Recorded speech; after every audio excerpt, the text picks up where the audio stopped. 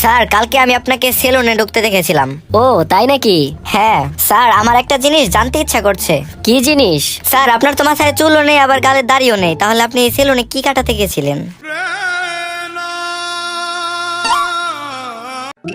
Sir আমাকে 500 টাকা ধার দেন। এই নে। স্যার আপনি আমাকে অনেক বড় উপকার করলেন, আপনার এই ঋণ আমি কখনোই শোধ করতে পারবো না। কিরে বল্টু, তুই না আমার কাছ থেকে 500 টাকা ধার নিলি, আর তো দিলি না, ফেরত দিবি কবে? আমি তো টাকা নেওয়ার সময় বলেছিলাম আপনার এই ঋণ আমি কখনো শোধ করতে পারবো না। ডাক্তার সাহেব, প্রেসক্রিপশনের একদম উপরে যে ওষুধটা লিখেছেন সেটা কোথাও খুঁজে পাচ্ছি না। আরে ওইটা কোনো ওষুধ না, কলমে কালি ছিল না বলে উপরে একটু দাগিয়েছিলাম। দাগ দেওয়ার আর জায়গা পেলেন না, প্রেসক্রিপশনের উপরে দিতে হলো। এই কারণে আমার 40-50টা দোকানে ঘুরতে হয়েছে। একজন বলল কাল আনিয়ে দিবে, আরেকজন বলল এই কোম্পানি বন্ধ হয়ে গেছে, আরেকজন তো বলেই বসলো এটা তো ক্যান্সারের ওষুধ, কার হয়েছে? আচ্ছা মনে কর বল্টু, তোর কাছে 10 টাকা আছে, 10 টাকা থেকে কেউ একজন 2 টাকা নিয়ে গেল, এখন তোর কাছে কত টাকা থাকবে? 10 টাকা থাকে।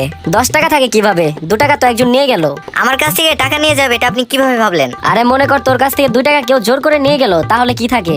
10 টাকা আর একটা লাশ।